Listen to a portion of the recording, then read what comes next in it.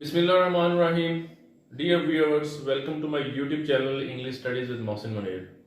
So students, we are going to discuss passive voice और present continuous tense.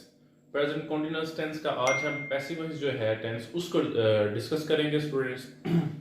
तो सबसे पहले तो आपको पता होना चाहिए पहचान का. तो पहचान मैंने बताया था जब मैंने 12 टेंसेस की पहचान बताई थी. तो जो कॉन्टिन्यूस होता है आपको पता होना चाहिए कि उसमें हमने लफ्ज रहा, रही या रहे ये लाजमी लगाना होता है. ठीक है.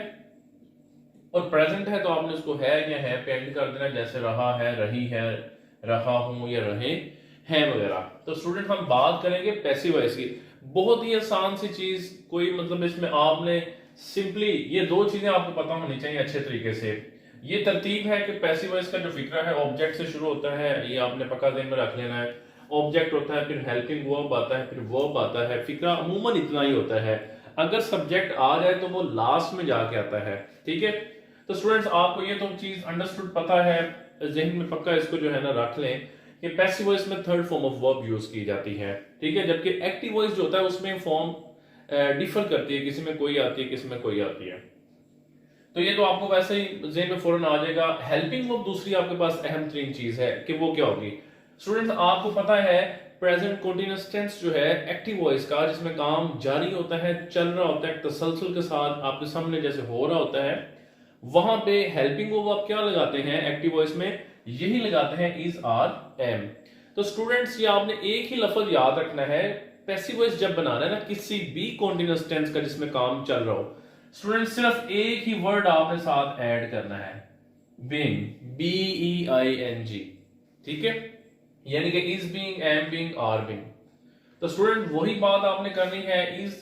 इज बीइंग आपने वाहिद के साथ लगा देना है, आर जमा के साथ लगा देना है, और आई जो है इसके साथ आपने एम बीइंग लगाना है. सिर्फ इतना सा करना है. वही हेल्पिंग वर्ब आगे लेके आने प्रेजेंट कंटीन्यूअस वाले, सिर्फ वर्ड बीइंग ऐड करना है. फॉर्म आपको पता है ऑलरेडी कि आपने third form of verb use करनी है.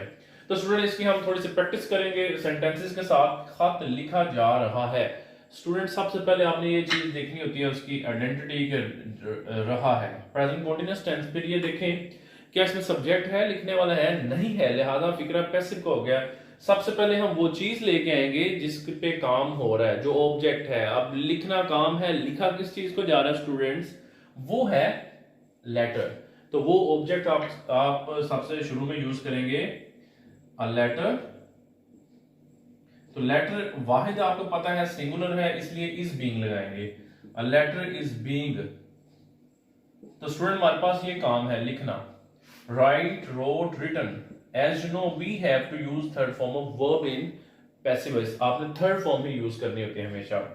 तो फिक्र आ गया नेगेटिव का. चाय नहीं बनाई जा रही है. स्टूडेंट सबसे पहले रही है आपने देख लिया कि ये प्रेजेंट कंटीन्यूअस टेंस है. फिर बनाने वाले इसमें कोई है नहीं है.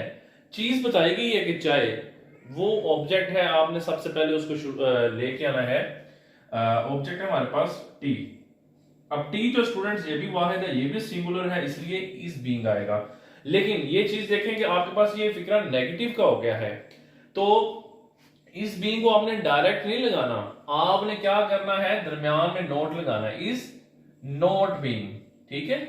दैट टी वाहिद है तो आएगा इज नॉट बीइंग. ठीक है स्टूडेंट्स. आपने ये जो दो हेल्पिंग वर्ब है ना, इज बीइंग, एम बीइंग या आर बीइंग, नेगेटिव करते हुए इनके दरमियान में क्या लगा देना है, नॉट लगा देना है. टी इज नॉट बीइंग, बनाना, ये वर्ब है, ये हमारा काम है. मेक, और उसकी थर्ड फॉर्म क्या होती है, मेड. तो स्टूडेंट्स आपने इसकी थर्ड फॉर्म लगा देनी है, T is not being made. ठीक है. यहां पे फिक्रा वर्ब पे खत्म हो गया क्योंकि इसमें बनाने वाला सब्जेक्ट कोई नहीं है, पैसिव वॉइस का फिक्रा है. अब स्टूडेंट हमारे पास एक इंट्रोगेटिव फिक्रा है, सवालिया. क्या गंदम की फसल काटी जा रही है. अब देखें रही है प्रेजेंट कंटीन्यूअस हो गया. आपने ये देखा इसमें कोई काटने वाला है नहीं है, लिहाजा पैसिव का फिक्र है. सबसे पहले आप ऑब्जेक्ट लेके आएंगे स्टूडेंट्स. तो ऑब्जेक्ट क्या है, ये काटना तो हमारा काम है ना, हार्वेस्ट करना. एक खास लफ्ज है इस गंदम की कटाई के लिए, फसल की कटाई के लिए. तो किस चीज को काटा जा रहा है, गंदम की फसल. तो स्टूडेंट्स आपके पास ये पूरा ऑब्जेक्ट बनेगा. ठीक है. The wheat crop. ठीक है. ये हमारा ऑब्जेक्ट है. लेकिन आपको स्टूडेंट्स ये पता है जो सवालिया फिक्रा होता है ना, सवालिया इंट्रोगेटिव, उसमें हमने हेल्पिंग वर्ब शुरू में लेके आना होता है. ठीक है. तो गंदम की फसल काटी जा रही है, लास्ट में देखें रही है, सिंगुलर सेंस है, ठीक है। तो आपने शुरू में लगाना है जी इज आएगा, आर आएगा, ये एम आएगा। दूसरी बात ये याद रखनी है कि आपने जब दो लफ्जों का हेल्पिंग वर्ब होता है ना या तीन का होता है तब उसको इकट्ठे नहीं लगाते, मतलब मनफी फिक्रा हो या सवालिया हो उसमें आपने इकट्ठे नहीं यूज करना होता।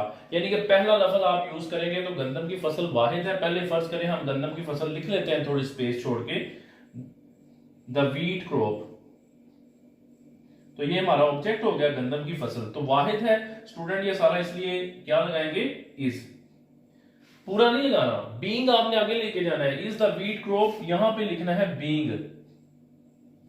अब काम आप लिखेंगे काटना, ये फसल काटने के लिए आप एक पर्टिकुलर सेंस में वर्ड यूज करते हैं हार्वेस्ट, तो उसकी थर्ड फॉर्म आप लगा देंगे हार्वेस्टेड, हार्वेस्टेड, क्योंकि पैसिव में स्टूडेंट्स आपको पता है फॉर्म लगती ही थर्ड है, आप क्वेश्चन मार्क लगाएंगे, ठीक है, क्योंकि स्टूडेंट हमारे पास ये सवालिया फिक्रा है, इंट्रोगेटिव सेंटेंस है।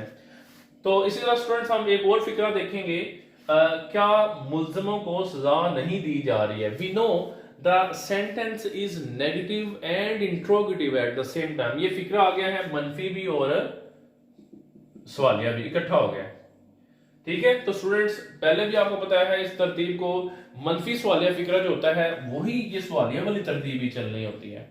सिर्फ क्या करना होता है, नोट ऐड करना है, और नोट आपने कहां पे ऐड करना होता है, सब्जेक्ट अगर एक्टिव वॉइस है तो सब्जेक्ट काम करने वाले बंदे के फौरन साथ लगाते हैं, अगर पैसिव वॉइस का फिक्रा है तो सब्जेक्ट नहीं होता, वहां पे ऑब्जेक्ट होता है, तो ऑब्जेक्ट के फौरन साथ आपने नोट लगाना होता है, ठीक है। तो स्टूडेंट सवालिया फिक्रा है, तो सबसे पहले तो हम इसमें देखेंगे ऑब्जेक्ट क्या, किनको सजा मिल रही है, सजा देने वाला तो कोई नहीं है, मिल किसको रही है, मुल्जमों को, ये ऑब्जेक्ट है। अब सवालिया फिक्रा है ना, स्पेस छोड़ के यहां पे लिख दें मुल्जमों की इंग्लिश कल्प्रिट होती है, उसकी जमा कर दें द कल्प्रिट्स। तो यहां पे आपने बाहर सवालिया के लिए जो हेल्पिंग वर्ब लगाना है, तो आप बताएं स्टूडेंट्स के जमा है हमारे पास कल्प्रिट्स, तो इस बाहर लगेगा आर या एम, आर लगेगा जमा, तो सारा नहीं आपने लगाना यानी कि आपने सारा नेगेटिव भी ऐड करना है ना, तो आप क्या करेंगे, इन दो लफ्जों को आगे ले जाएंगे, नोट बीइंग को, ठीक है स्टूडेंट, आपने नोट बीइंग को क्या करना है, आगे ले जाना है। मैंने बताया है कि ये हेल्पिंग वर्ब जब इकट्ठा आता है ना, दो लफ्जों का हो या तीन का हो, तो उसको मनफी सवालिया फिक्रे में इकट्ठा एक जगह पे यूज नहीं करते, ठीक है ना। जो सवालिया फिक्रा होता है उसमें आपने सिर्फ पहला लफ्ज यूज करना होता है, उसके बाद अगर खाली बीइंग यूज करना है तो वो ऑब्जेक्ट के बाद करना है। अगर नॉट बीइंग है, फिक्रा मनफी भी है, सवालिया है, तो मतलब वो इकट्ठा नॉट बीइंग आगे आ जाएगा, लेकिन ऑब्जेक्ट के बाद जाके आएगा। और द कल्प्रिट्स नॉट बीइंग, तो स्टूडेंट हमारे पास क्या रह गया, हेल्पिंग वर्ब हो गया, वर्ब की थर्ड फॉर्म रहेगी, तो वर्ब इसमें क्या है, ये है सजा देना, तो पनिश करना, उसकी थर्ड फॉर्म क्या होगी, पनिश्ड, ठीक है स्टूडेंट्स। तो आगे कोई सब्जेक्ट नहीं है हमारे पास, लिहाजा फिक्रा जो है यहीं पे एंड हो जाएगा।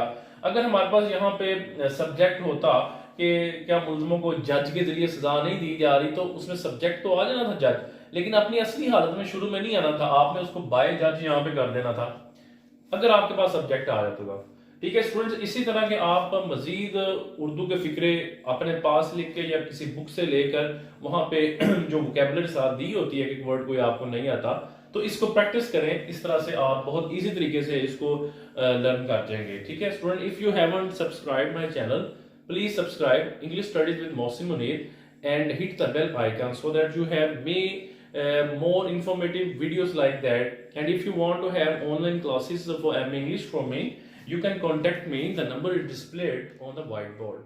Assalamu alaikum.